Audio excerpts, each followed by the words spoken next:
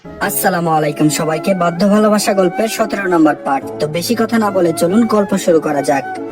মেধা pregnant শুনে পদ্মের চোখ চিকচিক করছে খুশিতে। এখন তো তার নাচতে ইচ্ছে করছে। ইস, মেধা আপু তো একবারও বলেনি তাকে। যাই হোক, সে তো শুনেছে, এই খুশি কোথায় রাখবে। পদ্মের এমন মনে হচ্ছে যেন তার নিজের বাচ্চা হবে। পদ্ম খুশি হয়ে ইজানের হাত ধরলো। পদ্ম বলল, সত্যি মেধা আপু প্রেগনেন্ট? ইজান স্বাভাবিক কণ্ঠে বলল, জি ম্যাডাম। পদ্ম ইজানের হাত থেকে প্লেটের দিকে তাকালো, পরক্ষণে আবার বলল, আমি ভাত খাবো, কিন্তু কথা হচ্ছে আমাকে মেধা আপুর কাছে নিয়ে যেতে হবে। আমি আপুর সাথে দেখা করব। যদি আপনি রাজি থাকুন তো খাবো, না হলে আপনি আজ আমাকে সারাদিন চেষ্টা করলেও খাওয়াতে পারবেন না। ইজান রাজি হলো পদ্মের কথাই। পদ্ম খেয়ে দিয়ে এখন রেডি হচ্ছে। ইজান নিঃশব্দে পদ্মের কাণ্ড কারখানা দেখছে। এক দীর্ঘশ্বাস বেরিয়ে এলো ভিতর থেকে। এই পিচ্ছি মেয়েকে সারা জীবন সহ্য করতে হবে তার। ইজান আর পদ্ম মেধার বাসায় আসলো। পদ্ম তো মেধাকে পেয়ে খুব খুশি। মেধাকে ছেড়ে আসতে মন চাচ্ছিল না, কিন্তু ইজান তাকে নিয়ে চলে এসেছে। কারণ মেধার বাসায় এমনি অনেক মেহমান ছিল। অন্য সময় হলে রেখে আসতো, কিন্তু পদ্মকে আজ রাখা সম্ভব না। পদ্ম বলল, ল্যাপটপে তো কি দেখছেন আপনি?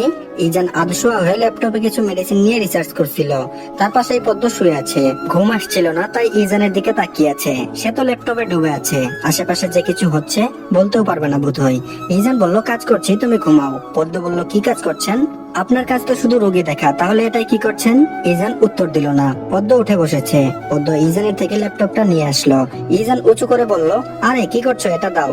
পদ্ম কিছু না বলে ল্যাপটপ সরিয়ে ইজানের গলা জড়িয়ে ধরলো। পদ্ম বলল, আমার একটা বাবু লাগবে ডাক্তার সাহেব। মেধা আপুতের মতো আমাকে একটা বাবু এনে দিন। ইজান হাসছে পদ্মের অপ্রাসঙ্গিক কথা শুনে। সে তো নিজেই বাচ্চা, আবার আরেকটা বাচ্চা চাই। বাচ্চার থেকে বাচ্চা হবে? কোন ভূত এখন মাথায় চেপেছে কি জানি। এখন এই আদু পাগলটাকে সামলাবে কিভাবে? ইজান বুঝছে না হঠাৎ পদ্ম বাচ্চার জন্য এমন পাগলামো করছে কেন। দিন দিন সীমা অতিক্রম করে ফেলছে মেয়েটা। সারাদিন পদ্মের এমন প্যারা আর সহ্য হচ্ছে না। ইজান বলল, তুমি এখন নিজে বাচ্চা, আবার কোন মুখে বাচ্চার কথা বলো? পদ্ম মুখ কুচকে ফেললো। ইজানের এই কথা তার পছন্দ হয়নি। পদ্ম বলল, আমি আমার মুখ দিয়ে বলেছি, আপনার কোনো সমস্যা? আর আমি বাচ্চা, তাহলে আদর করার সময় মনে রাখেন না কেন? ইজান হো হো করে হেসে উঠলো। ইজানের হাসি পদ্মর ভালো লাগলো না। ইজান বলল, আদর করা আর বাচ্চা গিফট দেওয়া তো অনেক পার্থক্য আছে পদ্ম। পদ্মের মন মানলো না ইজানের কথাই। মেধাপুর বাচ্চা হবে, তাই এখন তারও বাচ্চা লাগবে। তারপর দুজন প্রেগনেন্ট হয়ে সারাদিন আড্ডা দিবে। আপাতত যে কোনো মূল্যে তার বাচ্চা চাই। পদ্ম বলল, আপনার কথা আমি মানতে চাচ্ছি না। আমার একটা বাচ্চা লাগবে ইজান ভাইয়া। ইজানের চোখ যেন কপালে। এই পদ্মকে চিনতে পারছে না সে। হতভম্ব হয়ে আছে পুরো। বাচ্চার সুখে পাগল হয়ে এখন বোরকে ভাই ডাকছে। পদ্মকে আদো পাগল ভেবেছিল, এখন দেখি পুরোটাই পাগল মেয়েটা। পদ্মের ভাইয়া ডাকা ইজানের পছন্দ হয়নি। জোর করে নিজের থেকে পদ্মকে সরিয়ে দিল। ইজান পদ্মের মুখে চেপে ধরলো। খুবই হালকা ভাবে ধরেছে যেন ব্যথা না পাই। গম্ভীর কণ্ঠে বলল, তুমি নিশ্চয়ই তোমার কোনো ভাইকে বিয়ে করনি, রাইট? পদ্ম মাথা নাড়ালো। অর্থাৎ ইজানের বলা কথাটা সত্যি। ইজান বলল, তাহলে আর কখনো ভাই ডাকবে না। এসব আমার পছন্দ না পদ্ম। নেক্সট টাইম যেন তোমার মুখে এসব না শুনি, না হলে খুব খারাপ হয়ে যাবে কিন্তু। পদ্ম ইজানের গালের দাড়িগুলো আলতো করে ছুঁয়ে দিল। আহ্লাদি কণ্ঠে বলল, আচ্ছা বলবো না, কিন্তু আমার একটা বাচ্চা লাগবেই লাগবে। ইজান বিরক্ত হলো, প্রচুর বিরক্ত সে। আর ভালো লাগছে না পদ্মের এসব কথা শুনতে শুনতে। সে বিরক্ত হয়ে গেল। নিজে তো পাগল, এখন তাকেও পাগল বানাতে যাচ্ছে। ইজান ধমক দিয়ে বলল, সবসময় পাগলামো করবে না। এখনো বয়স হয়নি বিয়ে করার, তাও বিয়ে হয়েছে মানলাম। এখন আবার কিসের পাগলামো শুরু করেছো? এই বয়সে বাচ্চা নেওয়া কতটা রিস্ক বুঝো তুমি? শুধু বললেই হয় না সবকিছু। সময় হলে ঠিক হয় বাচ্চা হবে, এখন চুপচাপ ঘুমাও। পদ্ম কেঁদে দিল ইজানের কথাই।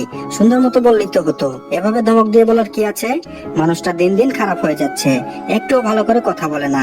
পদ্ম বলল, আপনি আমাকে আজ দুবার কাঁদিয়েছেন। আপনার কি মনে একটু দয়া মায়া নেই? বদলুক, আর আমার কাছে আসবেন না আপনি। এখন আর আমাকে ভালো লাগে না, জানি তো। সোজা সাপটা বলে দিন, আমি গ্রামে চলে যাব।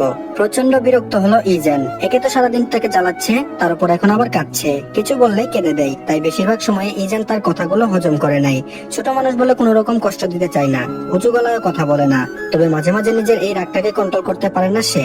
ইজান বলল, আমার তো সবসময় আমার নিজের ব্যক্তিগত পদ্মফুলকে ভালো লাগে। এখন শুনো, তুমি একটু বড় হও, তারপর বাচ্চা নিয়ে ভাববো। ঘুমাও তো পদ্মফুল। পদ্ম বলল, ঠিক আছে, আপনি আমাকে আর আদর করতে পারবেন না। যদি আমার কাছে এসেছেন তো দেখবেন পদ্মের আসল রূপ। অসহ্যকর লোক একটা। পদ্ম অন্যদিকে ফিরে গেল। ইজান পদ্মকে বেশি জোর করলো না। সকালে ওঠা ঠিকই রাগ কমে যাবে। এমন রাগ দেখায় যেন আর কখনো কথা বলবে না, পরে নিজেই আসে কথা বলার জন্য। ইজান পদ্মের পাশ থেকে ল্যাপটপটা নিল। মনে মনে বলছে, ভালোই হয়েছে, পদ্ম অন্যদিকে ফিরে শুয়েছে। এখন সে একটু কাজ করতে পারবে। ইজান বেশ খুশি হয়েছে। অতঃপর আবার কাজে মন দিল। সবার উপরে তার কাজ আর পেশা, এগুলো ছাড়া সে কিছুই ভাবতে পারে না। দরকার পড়লে সে পৃথিবীর মায়া ছেড়ে দিবে, তাও নিজের পেশা থেকে এক চুলও নড়বে না। একটা জিনিস নিয়ে সে মানুষের সেবা করতে পারে, এর থেকে আর ভালো কাজ কি বা হতে পারে। এজন্য এই পেশাটা তার এত পছন্দের। রাত 2টা, ইজানের কাজ শেষ হলো। এখন প্রচন্ড ঘুম পাচ্ছে। চোখ থেকে চশমাটা খুলে রাখলো, তারপর পদ্মের পাশে শুয়ে পড়েছে। পদ্মকে জড়িয়ে ধরার সময় ইজান শুনতে পেল পদ্ম বিড়বিড় করছে, আমার বাচ্চা লাগবে। ইজান পদ্মের ঘুম ঘুম কণ্ঠে এই কথা শুনে হাসলো। ঘুমাচ্ছে তাও বাচ্চার কথা সারছে না মুখ থেকে। এটা পুরোই পাগল, আর এই পাগলটাকে ইজান বেশি পছন্দ করে। পদ্মকে পেছন থেকে জড়িয়ে ধরে পদ্মের ঘাড়ে মুখ লুকালো। এই যে তার এখন বেশ শান্তি লাগছে। যখন পদ্মকে এভাবে জড়িয়ে ধরে মনের ভিতর এক ভালো লাগা কাজ করে।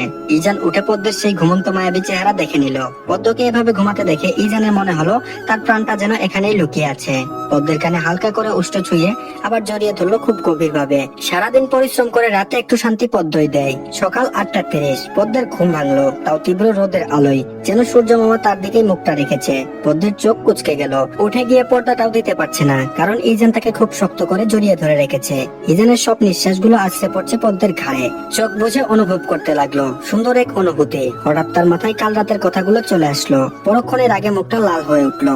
একদিক দিয়ে বাচ্চা চাই না, এখন আবার জড়িয়ে ধরে দিব্যি ঘুমাচ্ছে।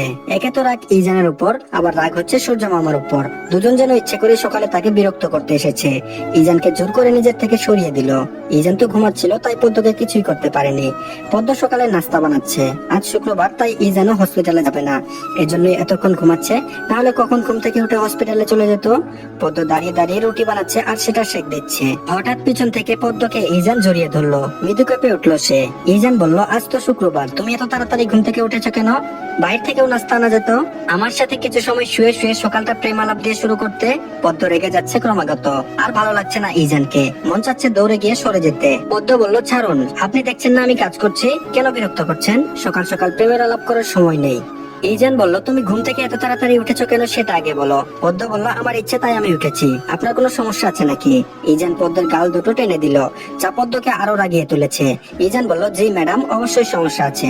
পদ্ম রেগে গিয়ে বলল, ছাড়ুন তো, আমি এখন কাজ করছি, আপনি এখান থেকে যান, আপনার জন্য ঠিকঠাক মতো কাজও করতে পারছি না। ইজান সরে আসলো। বুঝেছে পদ্মর কালকের বিষয়টা নিয়ে তার মন মেজাজ খুব খারাপ। যতই হোক পদ্মের এসব কথাকে গুরুত্ব দিলে হবে না। এটা যে তার জন্য ক্ষতি, এটা কে বোঝাবে তাকে? কিসের পাগলামো শুরু করলো? এই মেয়ে কবে বুঝদার হবে কে জানে। সারাদিন পদ্ম একবারও ইজানের কাছে যায়নি, দুদণ্ড বসছেও না পাশে। পদ্ম খুব করে বোঝাচ্ছে সে ভীষণ রাগ করে আছে। ইজান তাকে ধরলে সে রাগ দেখিয়ে ফিরিয়ে দিচ্ছে, তার বাচ্চা লাগবে। আর ইজান সে তো কথা একটু নড়চড় করবে না, যেটা সিদ্ধান্ত নিয়েছে সেটাই করবে। একদিন বায়না করেছে, 2 দিন করবে, 3 দিন করবে, কিন্তু 4 দিনের সময় ঠিকই এসব কথা ভুলে যাবে। ইজান প্রতি শুক্রবারের মতো আজও বিকেলে বের হলো। সেদিন সবাই আড্ডা দেয়, একটু মন খুলে কথা বলার সুযোগ পাই। ইজান চলে যাওয়ার পর পদ্ম মেধাকে কল দিল। কিছু সময় বাদে মেধা কলটা রিসিভ করলো। মেধা হাসি মুখে পদ্মকে বলল, কেমন আছো আমার প্রাণের বন্ধুর বউ? পদ্ম মনমরা হয়ে বলল, ভালো নেই আপু, তুমি কেমন আছো? পদ্মের কথায় মেধার খটকা লাগলো। অন্যদিন সে সুর টেনে বলতো খুব ভালো আছি, কিন্তু আজ একেবারে প্রথমেই বলে দিল ভালো নেই। মেধা বলল, আমি তো আছি ভালোই, কিন্তু তুমি ভালো নেই কেন? পদ্ম বলল, আপু একটা কথা বলবো? আমার তো আবার লজ্জা করছে, কিভাবে যে বলি। মেধা বলল, আরে সমস্যা নেই, লজ্জা পাচ্ছ কেন বলো। পদ্ম বলল, আপু আসলে আমার বাচ্চা চাই এখনই, কিন্তু উনি রাজি হচ্ছেন না। মেধার হাসি আসলো পদ্মের কথা শুনে। কি সুন্দর করে বলছে বাচ্চা চাই এখনই, বাচ্চাকে কিনে আনবে নাকি? মেধা বলল, বাচ্চাকে কিনবে নাকি? মেধার কথা শুনে পদ্ম ঠোঁট উল্টালো, তারপর বলল, কিনে আনা যায় নাকি? মেধা বলল, আচ্ছা বুঝলাম বাচ্চা লাগবে, কিন্তু এত তাড়াতাড়ি কেন বাচ্চা নিতে চাইছো পদ্ম? তোমার বয়স অল্প, রিস্ক থাকবে পুরো প্রেগন্যান্সির সময়ে। এটা বলা যতই সহজ, বিষয়টা ততটাই কঠিন। ইজানের সাথে আমি একমত। পদ্ম বলল, তুমিও চাচ্ছ না? মেধা বলল, না বোন, দেখো আমার বয়স এখন 30, আমি প্রেগনেন্ট অবশ্যই। অনেকে বলবে যে কেন এত পরে বাচ্চা নিচ্ছি, আমি তো ডাক্তার, আমি বুঝি সব। এসব কথা পরে ভেবো, ভুলবশত যদি তুমি প্রেগনেন্ট হয়ে যাও, তাহলে তোমার নিজের ওই লাইফ রিস্ক থাকবে, বুঝেছো? পদ্ম ঠান্ডা মাথায় মেধার কথাগুলো শ্রবণ করলো। মেধা আপু কখনো তাকে খারাপ পরামর্শ দেয়নি, নিশ্চয়ই এটাও খারাপ কিছু হবে না। যদি ভালো হতো তাহলে মেধা আপুই সবার আগে হ্যাঁ বলে দিত। যেহেতু মানা করেছে, তাই সে এই বিষয়টা মাথা থেকে ঝেড়ে নিল। পদ্ম বলল, কিন্তু আপু আমি তো ওনার সাথে রাগ করেছি, এই বিষয় নিয়ে এখন কি হবে? লজ্জা পাবো তো ওনার সামনে দাঁড়াতে। মেধা বলল, আরে বোকা, লজ্জা পাওয়ার কিছু নেই। ইজান জানে তো তুমি পিচ্ছি একটা মেয়ে, ও গিয়ে দেখো এসব কথা নিয়ে মাথাও ঘামায়নি। আর রাগ কিভাবে ভাঙাবে সেটা অন্তত আমায় বলে দিতে হবে না আশা করি। পদ্ম হাসলো, তারপর বলল, না আপু, আচ্ছা তুমি বিশ্রাম করো, আমি ফোন রাখছি, নিজের খেয়াল রাখো। আমি ওনাকে বলে তোমার সাথে দেখা করতে যাব। রাত 9টা, ইজান বাসায় ফিরলো। পদ্ম দরজা খুলেছে। পদ্মের রূপ দেখে ইজান অবাক হয়ে চেয়ে আছে। কালো শাড়ি পরিহিত কিশোরীকে দেখে বুকের বাঁ পাশটা নাড়া দিয়ে উঠলো। ইজান বাসায় আসার আগে পদ্ম এভাবে সেজেছে? মিটমিট করে হাসছে সে। কিভাবে পদ্মের দিকে তাকিয়ে আছে তার ডাক্তার সাহেব? পদ্ম বলল ভিতরে আসবেন না। ইজান হুঁশে ফিরল, তড়িঘড়ি করে বাসার ভিতরে ঢুকে ফ্রেশ হয়ে নিল। ব্যালকনিতে গ্রিলের সাথে দাঁড়িয়ে ফোন ঘাটছে। পদ্ম ইজানের বক্ষে মাথা রাখলো। ইজান ফোনটা পকেটে ঢুকালো। আপাতত পদ্মকে ছাড়া অন্য কিছুতে অ্যাটেনশন দিতে যাচ্ছে না সে। ইজান বলল, তুমি না বলেছিলে আমি যেন তোমার কাছে না যাই, তাহলে নিচ থেকে আবার এসেছো কেন? পদ্ম যেন কথাটা শুনেও শুনলো না এমন ভাব করলো। পদ্ম ইজানের টি শার্টের কলার ধরে তার দিকে ঝুঁকালো। ইজান ভ্রুকুচকে প্রশ্ন করলো, কি চাই ম্যাডাম? পদ্ম বলল, আপনাকে চাই ডাক্তার সাহেব।